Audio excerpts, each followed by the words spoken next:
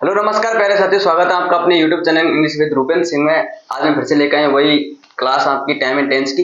Next video में हमने देखा था कि सबसे पहले पढ़ा था हमने प्रेजेंट इंडेफिनिट, जिसका इंट्रोडक्शन देखा था और उसके कुछ टाइप्स देखे थे, यानी कि सेंटेंस देखे थे, जिसमें हमने पहला पढ़ा था सिंपल। ठीक है, पढ़ रहे थे हम प्रेजेंट इंडेफिनिट टेंस।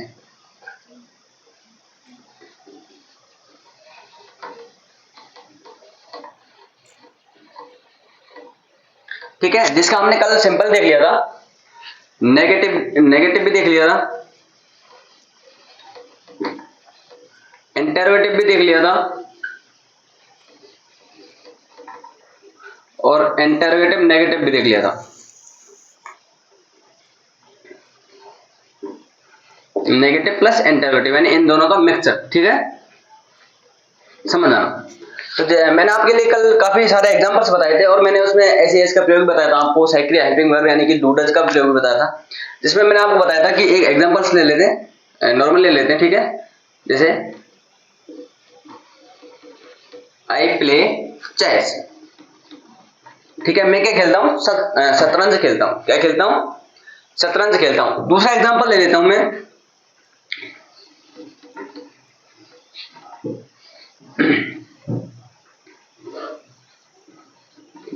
जो हमने शुरू से पढ़ते आ रहे हैं, वही छोटा सा एग्जांपल लिया है, सी गो टू स्कूल। अब इसमें गलती क्या है? पहले वाले में गलती क्या है और दूसरे वाले में गलती क्या है? मैंने आपको कल बताया था कि यदि कौन से करता आ जाए, सिंगुलर करता।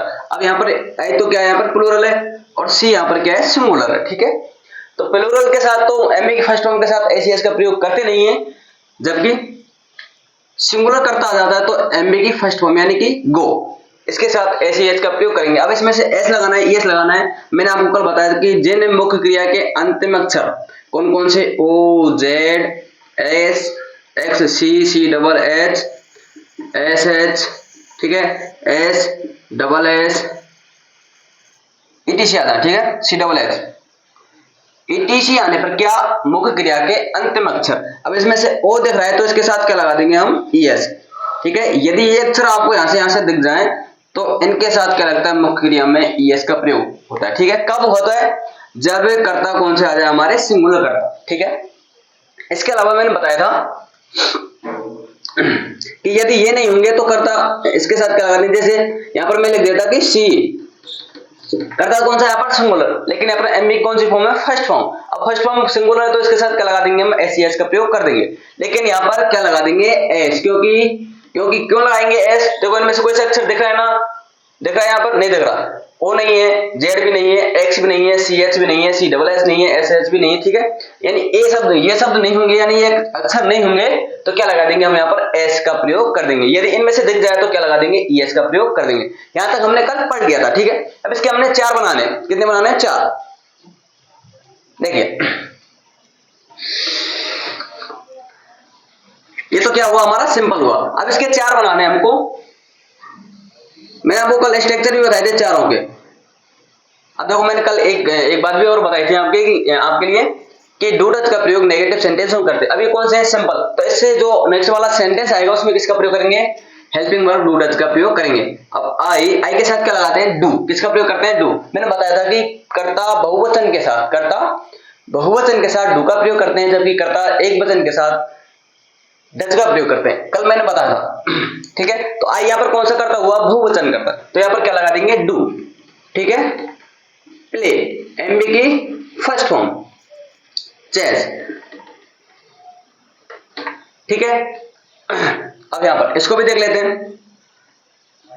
हाँ जी, कौन सा बना रहे हैं हम, नेगेटिव, तो यहां पर क्या लगा देंगे, नॉट। क्या लगा देंगे, नॉट। स्ट्रक्चर में बताया था कि सबसे पहले सहायक क्रिया, उसके बाद सबसे पहले सब्जेक्ट, उसके बाद सहायक क्रिया, उसके बाद नॉट, उसके बाद एमबी की फर्स्ट फॉर्म, उसके बाद ऑब्जेक्ट, उसके बाद अदर। ठीक है, तो हमने सबसे पहले क्या लगा दिया, सब्जेक्ट लगा दिया, उसके बाद सहायक क्रिया डू लगा दी, क्योंकि आई करता है यहाँ पर बहुवचन है, इसके बाद नॉट लगा दी, उसके बाद एमबी की फर्स्ट फॉर्म प्ले लगा दी। ठीक है, उसके बाद ऑब्जेक्ट लगा दिया। हाँ जी, इसका भी देख लेते हैं, नेगेटिव सी। अब यहाँ पर क्या लगा देंगे, डज, क्योंकि करता यहाँ पर सी कौन सा है, एक वचन करता, तो इसके साथ क्या लगा दिया हमने, सहायक क्रिया डज। इसके बाद तीसरे स्थान पर क्या था, हमेशा नॉट। इसके बाद एमबी की फर्स्ट फॉर्म, ठीक है, गो।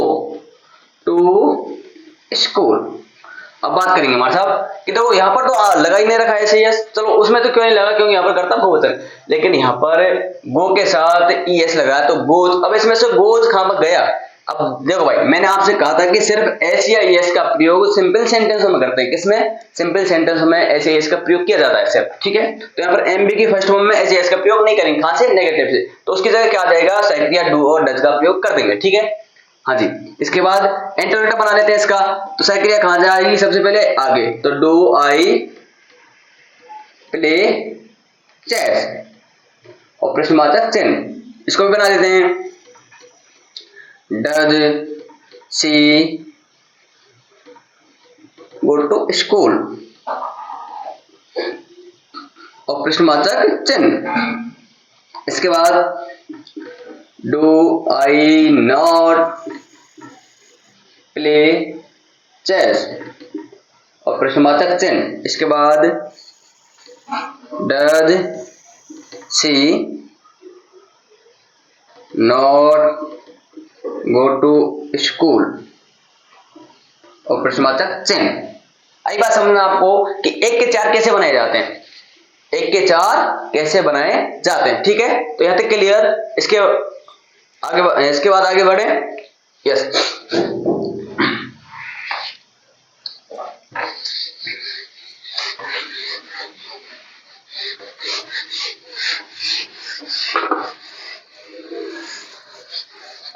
हाँ जी, यहां तक तो हम बचपन से पढ़ते आ रहे हैं, क्लास थर्ड से। कब से? क्लास थर्ड क्लास से।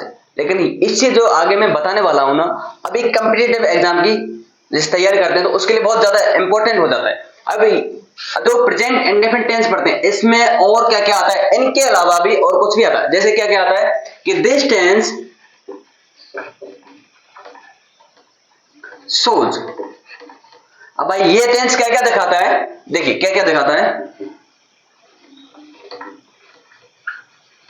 यूनिवर्सल फैक्ट, यानी कि जो सार्वभौमिक सत्य वाले तो तथ्य होते हैं ना उनको, ठीक है। Geographical fact. तीसरा देखते हैं mathematical fact. Fourth historical fact. Live commentary, जो शाम को आज मैच आने वाला है, ठीक है। तो जो लाइव कमेंट्री होगी ना इंग्लिश में, तो वो उसमें किस टेंस में होगी? प्रेजेंट इंडेफिनिट टेंस में, ठीक है। जनरल ट्रुथ,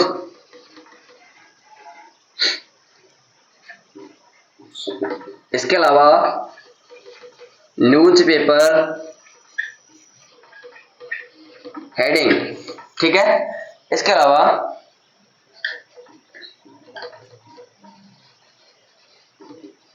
सेइंग्स, इसके अलावा प्रोवर्ब्स, इसके अलावा परमानेंट क्वालिटी,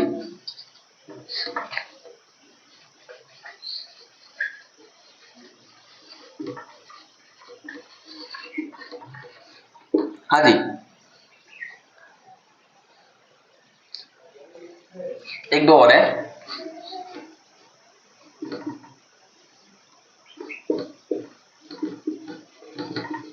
साइंटिफिक फैक्ट,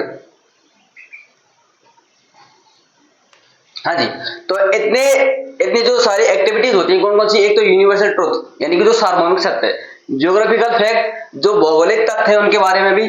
और जो मैथमेटिकल फैक्ट है उसके बारे में भी। हिस्टोरिकल, जो ऐतिहासिक है। लाइव कमेंट्री, जो सीधा प्रसारण होती है उसके बारे में। जनरल ट्रुथ, जो सामान्य तथ्य है, जो सामान्य सच्चाई है। न्यूज़पेपर हेडिंग, जो इंग्लिश के सारे न्यूज़पेपर आते हैं उनकी जो हेडिंग्स आती है, क्या आती है भाई? हेडिंग आती है। वो किस में आती है? प्रेजेंट इंडेफिनिट टेंस में आती है। सेइंग्स, जो मुहावरे हैं, जो कहावतें, प्रोवर्ब्स, जो कहावतें। परमानेंट क्वालिटी, जो हमेशा से एक ही क्वालिटी में, यानी उसकी विशेषता एक ही। और साइंटिफिक फैक्ट, यानी जो वैज्ञानिक तथ्य हैं, वो किस में आते हैं? सभी प्रेजेंट इंडेफिनिट टेंस में आते हैं, ठीक है। जैसे एग्जांपल देख लेते हैं, ऐसे समझ में नहीं आया तो ऐसे देखो कि सनराइज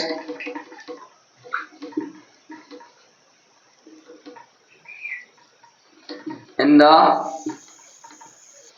ईस्ट। अब सनराइज इन द ईस्ट, सूर्य पूर्व दिशा में उगता है, ये क्या है, सार्वभौमिक सत्य। कभी आपने दक्षिण दिशा से उगता हुआ देखा होगा? नहीं देखा होगा ना, तो इसलिए कौन सा तथ्य है, सार्वभौमिक तथ्य। अर्थ सॉरी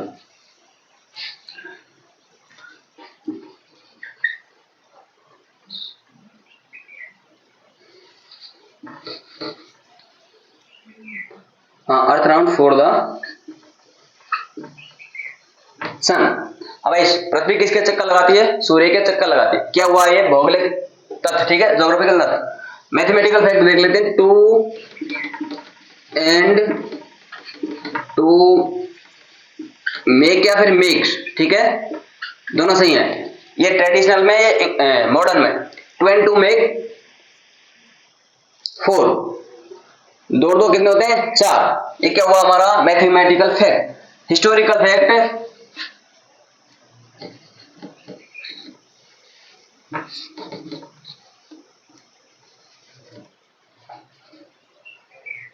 महाराणा, ठीक है, प्रताप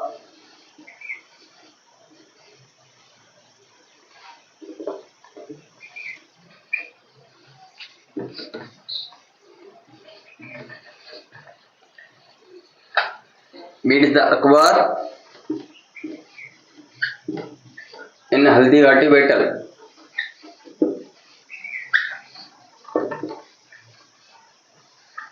हाँ जी, महाराणा प्रताप ने अकबर को कब मात दी थी? हल्दीघाटी के युद्ध में, ठीक है। क्या हुआ, ये हिस्टोरिकल फैक्ट। लाइव कमेंट्री, अब लाइव कमेंट्री आप जैसे इंग्लिश की चलती है उसमें वो सीधा लाइव कमेंट्री वही होता है, ठीक है। जनरल ट्रुथ आप देख लो, न्यूज़पेपर हेडिंग जितनी भी आती हैं, सिंह जो कहावत है, जैसे कि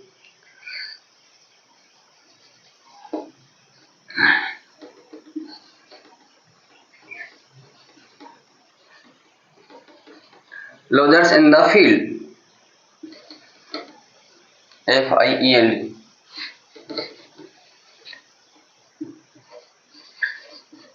यानी कि धूल में लठ देना। धूल में लॉजर्स मान होता है लठ, इन द फील्ड यानी कि धूल में लठ देना, ठीक है। बराबर जो कहावतें हैं, ठीक है, जैसे कि practice makes man perfect, practice makes man perfect, ये क्या अपन की सेइंग से प्रोवर्ब्स, ठीक है।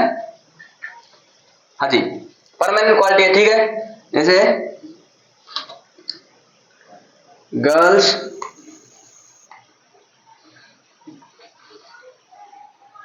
हाँ लड़कियां ऑलवेज हैव लॉन्ग हेयर, लड़कियां अधिकतर हमेशा क्या रखती हैं? लंबे बाल रखती हैं, ठीक है। और हम लड़के मूंछ रखते हैं भाई, दाढ़ी रखते हैं, ठीक है। हाँ जी, इसके बाद साइंटिफिक फैक्ट कि water boils at 100 degree Celsius temperature. हाँ जी, तो मैंने कहा था कि ये जो टेंस है क्या क्या दिखाता है? यूनिवर्सल ट्रुथ, जैसे कि मैंने कह दिया कि सनराइज इन द ईस्ट यानी सूरज पूर्व दिशा में उगता है। ज्योग्राफिकल फैक्ट यानी पृथ्वी सूर्य के चक्कर लगाती है। मैथमेटिकल फैक्ट यानी कि गणितीय तथ्य, 2 और 2 कितने होते हैं? 4 होते हैं, ठीक है। 10 एक भी होता है, 12 2 12 + 24 ये भी होता है, ठीक है। लाइव कमेंट्री, जो लाइव कमेंट्री होती है वो जनरल ट्रुथ जो सामान्य तथ्य है, ठीक है। न्यूज़पेपर जितनी सारी न्यूज़पेपर की हेडिंग्स आती हैं वो इंडिपेंडेंट टेंस में आती हैं। इसके बाद सेइंग्स भी आती हैं, प्रोवर्ब्स भी आती हैं, परमानेंट क्वालिटी भी आती है, ठीक है, और साइंटिफिक फैक्ट भी आते हैं। तो आई बात समझ में? सारे एग्जांपल देख लेना, बहुत अच्छे एग्जांपल्स हैं, ठीक है। या तो कोई दिक्कत मिटा दूं?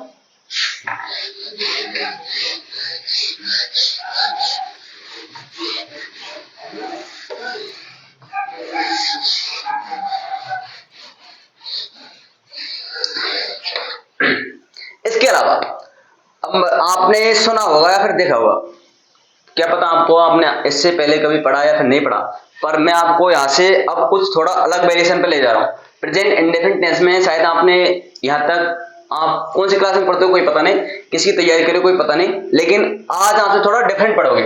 आपने कभी सुना है कि प्रेजेंट इंडेफिनिट टेंस में एजेमार का प्रयोग होता देखा है? देखा है क्या? अरे देखा है क्या, मुझे बताओ ना। नहीं देखा? हाँ, तो आज आपके लिए मैं प्रेजेंट इंडेफिनिट टेंस में एज एम आर का प्रयोग करके दिखाऊंगा। मतलब कैसे दिखाओगे? तो देखो, रूल नंबर 1, ठीक है। सबसे पहले लिख देते हैं हम सब सब्जेक्ट को, ठीक है। उसके बाद लिख देंगे एज एम और आर। इसके बाद देखो, या तो क्या आ जाएगी कोई नाउन, क्या आ जाएगा कोई नाउन, या फिर क्या आ जाएगा कोई एडवर्ब, या फिर क्या आ जाएगा कोई एडजेक्टिव, ठीक है। हाँ जी, मैंने क्या कहा कि सब्जेक्ट के बाद क्या आ जाए एजेएमआर, क्या आ जाए एजेएमआर। उसके बाद क्या आ जाए कोई नाउन आ जाए, या फिर कोई एडवर्ब आ जाए, या फिर कोई क्या आ जाए एडजेक्टिव आ जाए। तो ये किसका काम करेंगे? कॉम्प्लीमेंट का काम करेंगे। किसका भाई? कॉम्प्लीमेंट। किसका? कॉम्प्लीमेंट माने होता है पूरा। हमारे साथ पूरा क्या भला है ये तो हम तो जानते नहीं। तो देखो कॉम्प्लीमेंट किसे कहते हैं कि ये आपका करता हुआ, क्या हुआ? करता हुआ, ठीक है। और जो इसके बाद आने वाले जितने सारे वर्ड है, ठीक है, वो किसकी पूर्ति कर रहे हैं? इस कर्ता की पूर्ति कर रहे हैं, यानी कि इसकी पूर्ति कर रहे हैं। किसकी? इस कर्ता की। चाहे भले वो नाउन हो, या फिर एडवर्ब हो, या फिर कोई एडजेक्टिव हो, किसकी पूर्ति कर रहे हैं? इस कर्ता की पूर्ति कर रहे हैं। जब कोई शब्द कर्ता की पूर्ति करे तो उसको सब्जेक्ट कॉम्प्लीमेंट कहते हैं, और जब कोई शब्द ऑब्जेक्ट की पूर्ति करते हैं तो उसको क्या कहते हैं? ऑब्जेक्ट कॉम्प्लीमेंट कहते हैं, ठीक है। कॉम्प्लीमेंट दो प्रकार के होते हैं, एक तो होता है सब्जेक्ट कॉम्प्लीमेंट और एक होता है ऑब्जेक्ट कॉम्प्लीमेंट। तो यहाँ पर किसका काम कर रहा है? ये सब्जेक्ट का, सब्जेक्ट कॉम्प्लीमेंट कर रहा है, ठीक है। तो सब्जेक्ट कॉम्प्लीमेंट का काम करने वाले कितने, जितने भी सारे सेंटेंस होंगे वो किस में आएंगे? Present indefinite. एग्जांपल्स देख लेते हैं, तब समझ में आएगा आपके अच्छे। सी इज नेहा, ठीक है। एक तो एग्जांपल मैंने ये लिया, सी इज क्लेवर, ठीक है। सी इज एट होम। देखिए अब एक कॉम्प्लीमेंट का काम किस प्रकार से कर रहे हैं। मैंने यहां पर आपसे कहा था कि प्रेजेंट इंडेफिनिट टेंस में एजेएमआर का प्रयोग होता है। अब वो कैसे होता है? देखिए, सब्जेक्ट आ गई सब सी, ओके। सी के अनुसार हमने सेकेंड कौन सी लगा दी? यहाँ पर इज, ओके। इसके बाद नेहा। अब नेहा यहाँ पर क्या किसी सब्जेक्ट का नाम है, तो ये क्या किसका काम कर रहा है? यहाँ पर नाउन का काम कर रहा है, ठीक है। तो एक स्ट्रक्चर तो हमारे यहाँ से देखो, सब्जेक्ट एजेएमआर और नाउन, ओके। इसके बाद सब्जेक्ट आ गया, उसके बाद एजेएमआर आ गया, उसके बाद हाँ एडजेक्टिव, ठीक है। क्लेवर क्या हुआ यहाँ पर? उसकी विशेषता हुई, क्या हुई? यानी विशेषण हुआ। और एडवर्ब यानी at home, she is at home. अब एक मिनट मैं आपसे पूछूं कि सी इज नेहा, वह कौन है? नेहा। अब फिर नेहा से प्रश्न पूछूं कि नेहा कौन है? वह। अब नेहा किसकी पूर्ति कर रही है? वह की। वह और नेहा दोनों अलग अलग है फिर एक ही है? अरे नेहा और वह दोनों एक ही है फिर अलग अलग? एक ही है ना। तो इसलिए यहाँ पर क्या हुआ? ये नेहा है ना जो किसकी पूर्ति कर रही है? सी की। किसकी? सी की पूर्ति करे। तो यहाँ पर क्या हुआ? ये सब्जेक्ट कॉम्प्लीमेंट। क्या हुआ? Subject complement. तो यहाँ पर क्या हुआ? ये सब्जेक्ट कॉम्प्लीमेंट, ठीक है। इसी प्रकार से कि सी इज क्लेवर, वह कैसी है? चतुर। कैसी है? अब चतुर कौन है? वह कैसी है? चतुर। चतुर कौन है? वह। तो जो क्लेवर है जो किसकी पूर्ति कर रहा है? सी की। किसकी भाई? सी की। तो यहाँ पर क्या हुआ? ये कॉम्प्लीमेंट। क्या हुआ? सब्जेक्ट कॉम्प्लीमेंट, ठीक है। इसके बाद मैं कह रहा हूं कि सी इज एट होम, वह कहां पर है? घर पर। कहां पर? घर पर। एट होम कहां पर भाई? घर पर। और घर पर कौन है? वह। घर पर कौन है? वह। तो किसकी पूर्ति कर रहा है ये?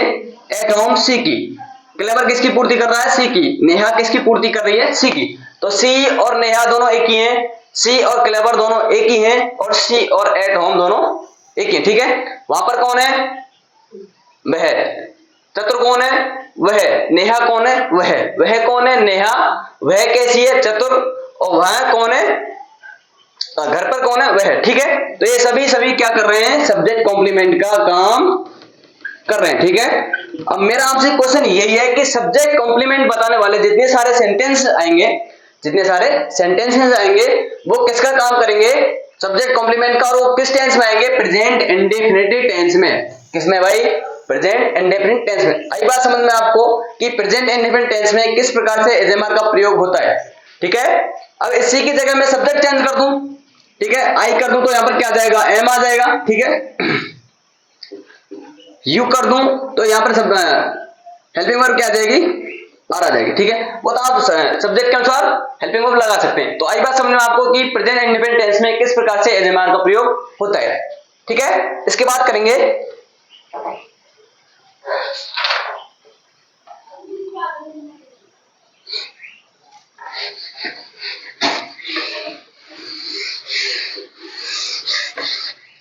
ये क्या बताता है, कॉम्प्लीमेंट, ठीक है।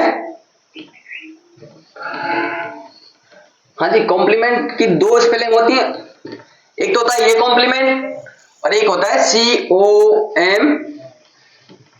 COMPLIMENT complement. ये भी कॉम्प्लीमेंट है और ऊपर वाला भी कॉम्प्लीमेंट है भाई, ठीक है। इसका अर्थ होता है प्रशंसा करना,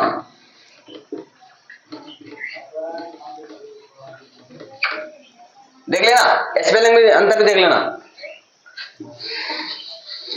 तो कॉम्प्लीमेंट बताने वाले जितने सारे सेंटेंस होंगे, कॉम्प्लीमेंट कौन सा होना चाहिए, सब्जेक्ट कॉम्प्लीमेंट, तो वो कौन सा आएगा, प्रेजेंट इंडेफिनिट टेंस में। अब रूल नंबर बात करते हैं हम 2 की,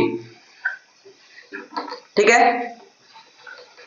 subject plus is am are plus 2, उसके बाद क्या आ जाए, यहां पर कोई नाउन, क्या जाए, कोई नाउन आ जाए,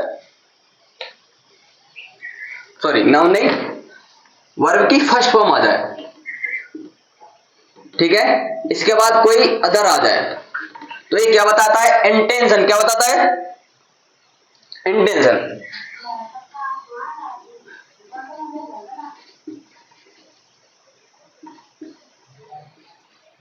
इंटेंशन में होता है इरादा,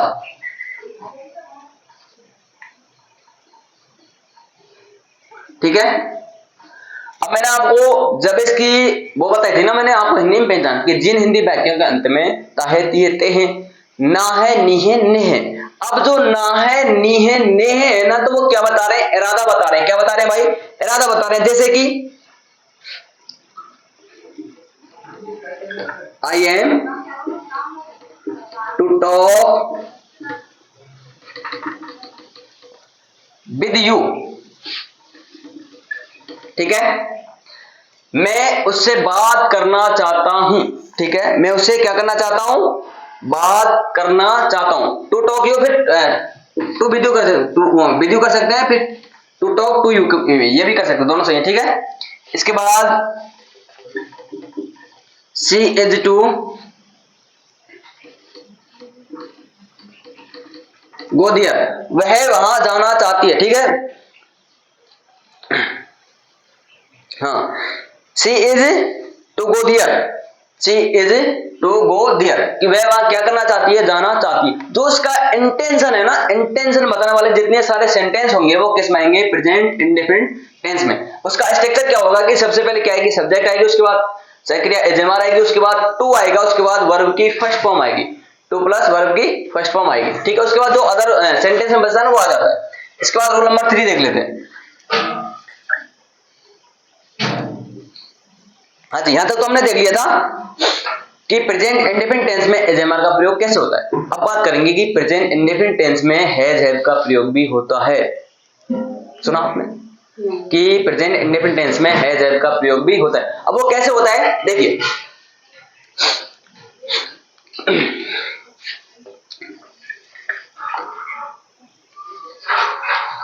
रूल नंबर 3 देख रहे हैं कि सबसे पहले क्या आती है भाई, सब्जेक्ट, ठीक है। इसके बाद सक्रिया हैज या हैव। हमने और तुमने और हमारे परदादा ने, बूढ़े बड़े ने, जितने भी सारे हमारे मार साहब थे, उन्होंने हमें पढ़ाया था कि हैजेब के बाद तो हमेशा वर्ब की कौन सी फॉर्म आती है, थर्ड फॉर्म। कौन सी फॉर्म आती है भाई, थर्ड फॉर्म आती है ना। लेकिन हम बात कर रहे हैं किसमें, प्रेजेंट इंडेफिनिट टेंस में। अब मैंने कहा था कि प्रेजेंट इंडेफिनिट टेंस में एजेमार के बाद, डू डज के बाद हैजेब का भी प्रयोग होता है। अब वो कैसे होता है देखिए, सबसे पहले क्या लगा दिया हमने, सब्जेक्ट, उसके बाद क्या आ गया, हैज या है, जैसा सब्जेक्ट वैसी सही किया, ठीक है। हैज का प्रयोग सिंगुलर के साथ और हैव का प्रयोग प्लूरल के साथ। अब इसके बाद क्या आ जाता है, कोई नाउन, क्या आ जाता है, कोई नाउन। और साहब सब रामलीला खत्म कर दी कि हैजेब के बाद तुमने थर्ड फॉर्म पढ़ी थी, लेकिन अब तो बता रहे नाउन। तो जब ऐसा स्ट्रक्चर आपको दिख जाए, क्या दिख जाए कि सब्जेक्ट प्लस हैजेब, उसके बाद कोई नाउन दिख जाए, तो वो क्या बताएगा, पदेशन। क्या बताएगा भाई, पदेशन। पदेशन माने अधिकार, क्या बताएगा, अधिकार, ठीक है। आई बात समझ में आपको कि सबसे पहले सब्जेक्ट, उसके बाद हैजेब, उसके बाद कोई नाउन आ जाए तो वो क्या बताता है, अधिकार बताता है। अब इसका पहले एग्जांपल्स देख लेते हैं। जैसे एग्जांपल देखते हैं,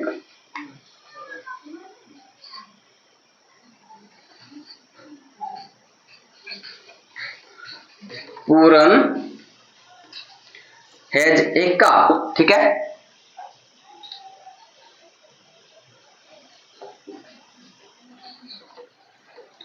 I have many friends,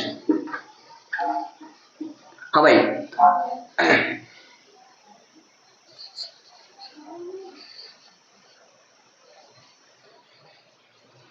you have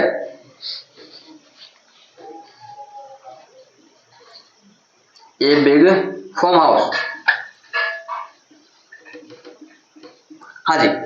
तो मैंने आपसे कहा था कि जब सब्जेक्ट आ जाए, उसके बाद हैजेब आ जाए और हैजेब के बाद थर्ड फॉर्म ना मिले आपको, और उसके बाद क्या मिले, नाउन मिले, तो वो किसका काम करेगा, पजेशन का काम करेगा। पजेशन बताने वाले जितने सारे सेंटेंस होंगे वो किस में आएंगे, प्रेजेंट इंडेफिनिट टेंस में आएंगे। तो बात करते हैं कि एग्जांपल्स की कि मैंने कहा कि पूरन हैज ए कार, पूरन के पास क्या है कार है। अब पूरन, उस कार पर किसका अधिकार है भाई, एक कार है जो उस पर किसका अधिकार है, पूरन का। तो क्या बता रहा है, ये अधिकार बता रहा है, ठीक है। जैसे आई हैव मेनी फ्रेंड्स, मेरे पास कितने दोस्त हैं, बहुत सारे दोस्त हैं, तो उन दोस्तों पर अधिकार भी किसका है, मेरा है, ठीक है। You have a big farm house, आपके पास क्या है, एक बड़ा फार्म हाउस है, तो उस फार्म हाउस पर किसका अधिकार है भाई, तुम्हारा। तो ये क्या बता रहा है, पजेशन बता रहा है। यानी पजेशन बताने वाले जितने सारे सेंटेंस होंगे वो किस में आएंगे, प्रेजेंट इंडेफिनिट टेंस में। यानी कि जिसका स्ट्रक्चर होगा कि सबसे पहले सब्जेक्ट, उसके बाद हैजेब, उसके बाद किसी नाउन आती, कोई नाउन, ठीक है। ओके, चलो नाउन कोई सी हो। तो 3 नियम क्लियर हमारे।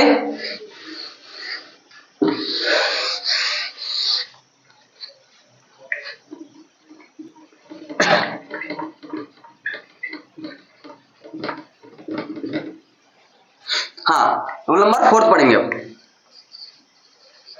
ऊपर ही लिख देता हूं इस 30 रुपए का बोल।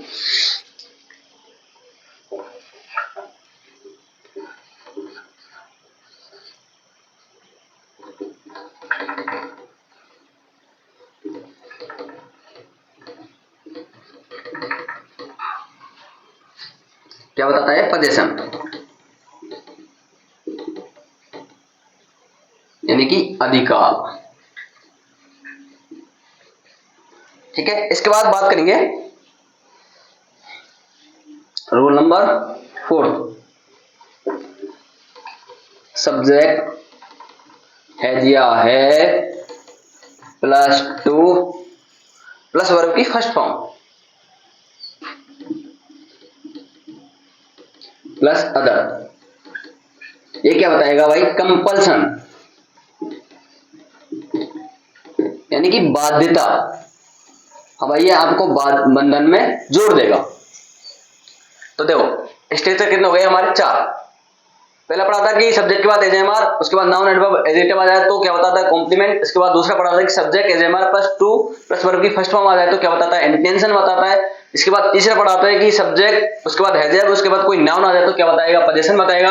रूल नंबर 4 हमारा कि सब्जेक्ट के बाद कोई हैजेब आ जाए और उसके बाद क्या आ जाए, टू, उसके बाद वर्ब की फर्स्ट फॉर्म आ जाए और उसके बाद कोई अदर चीज आ जाए तो क्या बताता है, वो कंपल्सन बताता है, बाध्यता बताता है। जैसे कि एग्जांपल देख लेते हैं, I have to do it, अब इसमें क्या बताती है आपके लिए, बाध्यता कर दी कि I have to do it, मुझे इसे करना ही है, मुझे इसे करना ही है। ये आपके लिए क्या है भाई, बाध्यता है। क्या है, बाध्यता है।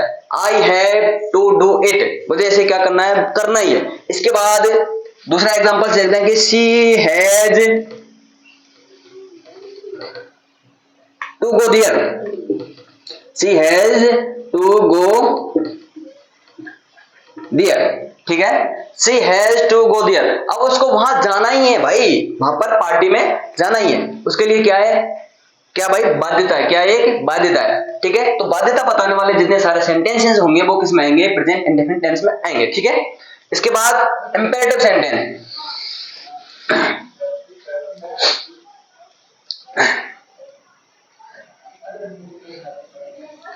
Rule number 5 imperative sentence. कौन सा सेंटेंस, इंपेरेटिव सेंटेंस।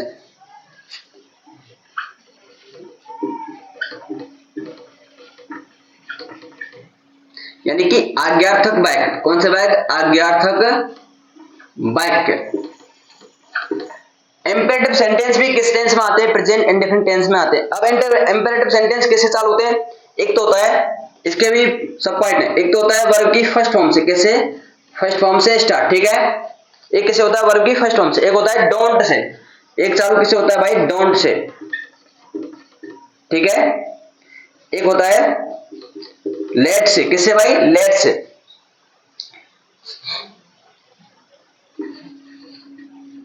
लेट से, एक होता है लेट से, लास्ट वाला लेट से होता है, ठीक है।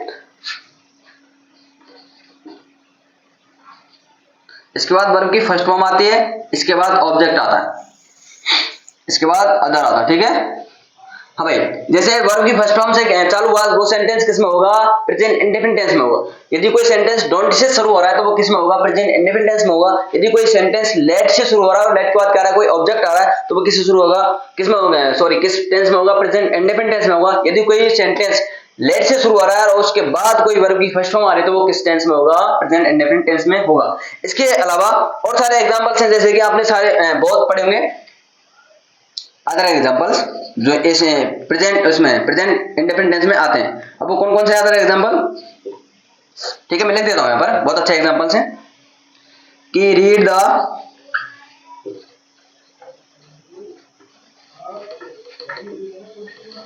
Following passage.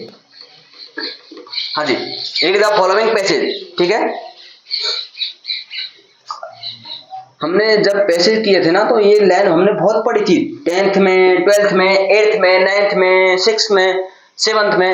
Read the following passage carefully and give the answer. वो उसके आंसर दिए थे ना हमने, तो वही वाला। तो read the following passage carefully, ये किसमें आएगा, प्रेजेंट इंडेफिनिट टेंस में, ठीक है। इसके बाद डोंट से शुरू हो रहा है, ठीक है, डोंट वाले, जैसे don't call me again, don't call me again, ठीक है। जैसे open the door,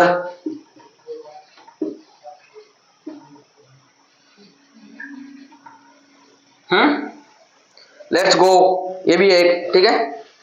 let me do it,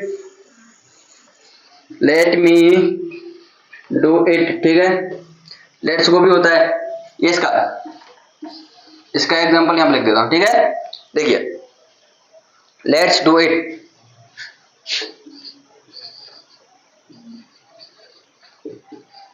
तो मैंने क्या कहा प्यारे साथियों कि प्रेजेंट इंडेफिनिट टेंस में एक बार क्यों रिवीजन करते हैं कि प्रेजेंट इंडेफिनिट टेंस में क्या आता है कि सबसे पहले सिंपल सेंटेंस में एस का प्रयोग होता है, उसमें सेक या डू डज का प्रयोग नहीं होता।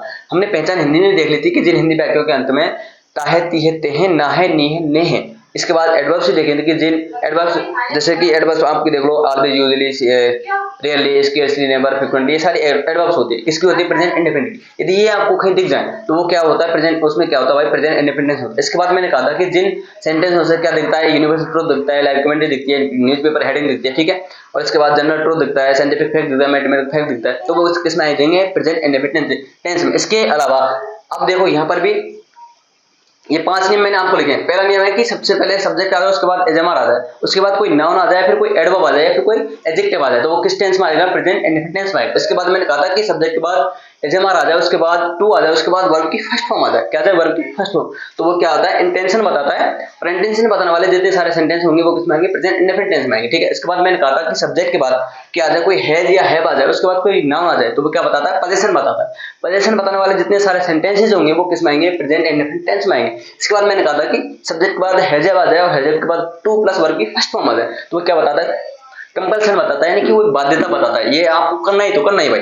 ठीक है। तो वो किसमें होता है, किसमें आ जाएगा, प्रेजेंट इंडेफिनिट टेंस में। इसके बाद इंपेरेटिव सेंटेंस, इंपेरेटिव सेंटेंस आपने देखेंगे आज्ञार्थक बात, जैसे कि दरवाजे को खोल दो, मुझे दोबारा कॉल मत करना, इस तार को मत छुओ। ठीक है। इसके बाद चलो हम चलें, मुझे इसे करने दो, तो ये सारे किसमें आ जाते हैं, इंपेरेटिव सेंटेंस में आ जाते हैं, यानी आज्ञार्थक सेंटेंस में आ जाते हैं। इसके बाद एक छोटा सा एग्जांपल है, read the following passage carefully, ये भी किसमें आता है, प्रेजेंट इंडेफिनिट टेंस में। तो मैंने कहा था कि कॉम्प्लीमेंट, इंटेंशन, कंपल्सन और पोजीशन और इंपेरेटिव सेंटेंस, ये जितने सारे सेंटेंसेस होते हैं किस आते हैं, प्रेजेंट इंडेफिनिट टेंस में आते हैं। तो थैंक यू दोस्तों, आज के लिए बस इतना ही, मिलते हैं किसी नेक्स्ट वीडियो में, तब तक के लिए जय हिंद, धन्यवाद।